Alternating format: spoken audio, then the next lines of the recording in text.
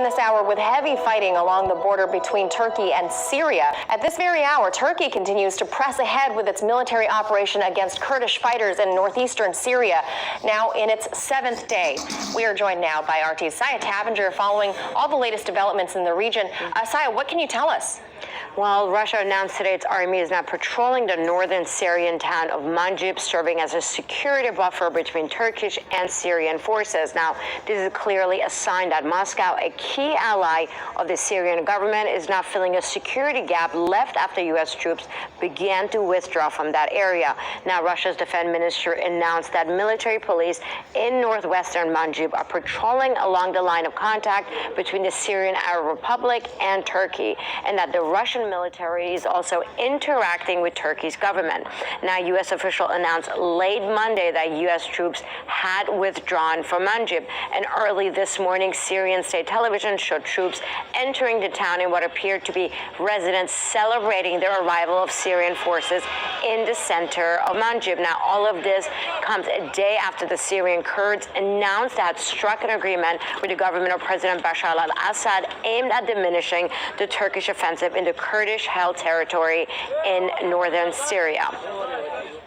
Saya, there appears to be some sort of friction between Russia and Turkey. Can you tell us a little bit about that? Yes, today the Kremlin's envoy for Syria called Turkey's military offensive in northeast Syria unacceptable and denied Ankara's operation had been cleared by Moscow in advance. Now, something no one is really talking about is that areas currently being populated by Kurds, Arabs, and Sunnis would not take it too kindly to their lands being resettled by people who had never lived there, and that's exactly what Turkish President Erdogan is intending to do. Take a listen.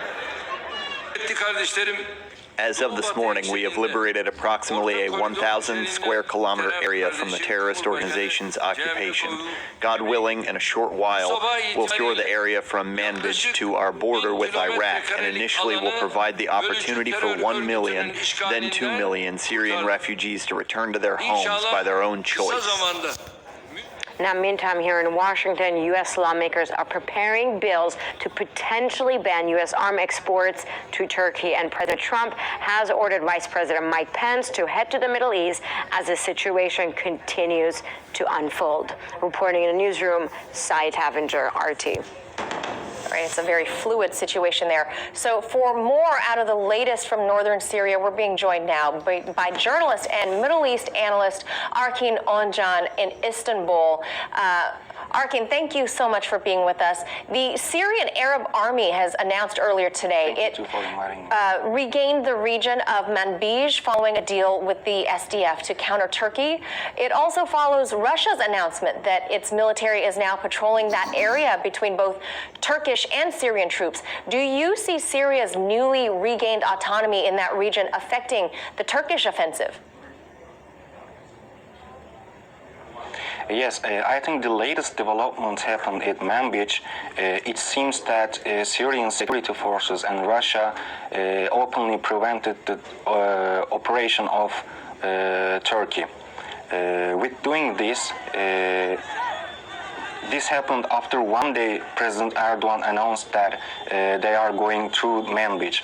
But after that, the Russian forces entered and the Syrian security forces entered the city, and the Manbij part of the Turkish military operation has prevented in this way. I see. Okay, so just yesterday, U.S. President Donald Trump, he announced that he will be imposing sanctions against Turkish officials, raising tariffs on steel back to 50%, as well as putting a stop to a $100 billion trade bill. And then today, car maker Volkswagen paused its $1.8 billion investment in Turkey over the invasion of Syria. So do you think all of this will be effective on pressuring the Turkish government to pull back out of Syria? No, I don't, because the anti-American discourse has been raised in Turkey since the coup attempt 2016. After that, President Erdogan and the AKP government started to criticize U.S. harshly. And Trump also announced some sanctions, but before that, Trump also implied some sanctions on Turkey, but it didn't affect on. I think only the Syrian forces and the Russian forces can prevent Turkey military offense.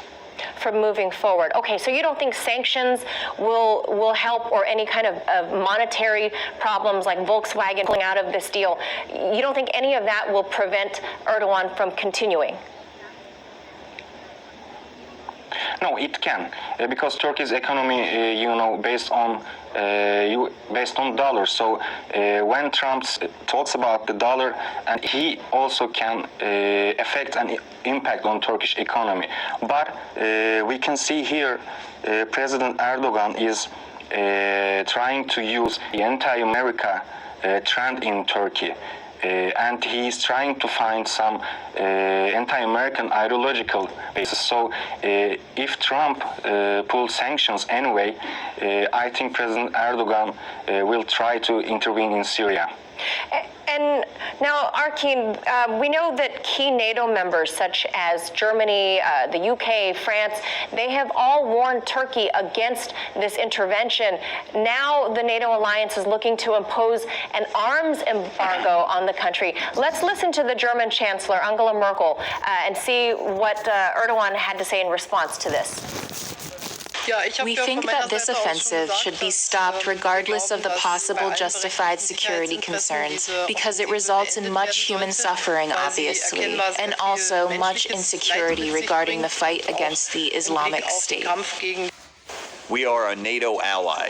Please note that these countries are all NATO members. NATO has Article 5. We are at the moment under the pressure and harassment of a terrorist organization.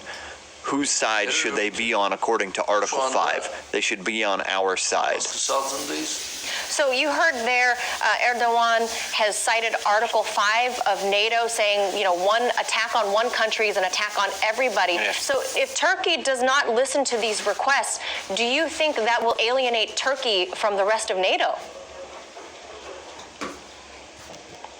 I don't think so, because President Erdogan, I think, has got two different approaches to NATO.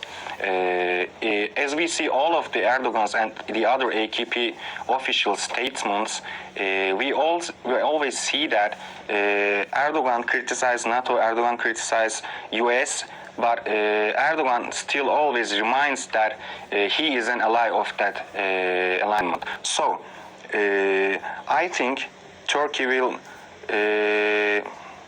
not exit from NATO, and I think Turkey will playing a balanced game to gain the support again. Yes, it's a very delicate balancing game, so we have to watch how he plays this as the days continue. Yes. Erkin Oncan, thank you so much for being with us from Istanbul today. Hey YouTube, thanks for checking out our channel. We hope you enjoyed the video.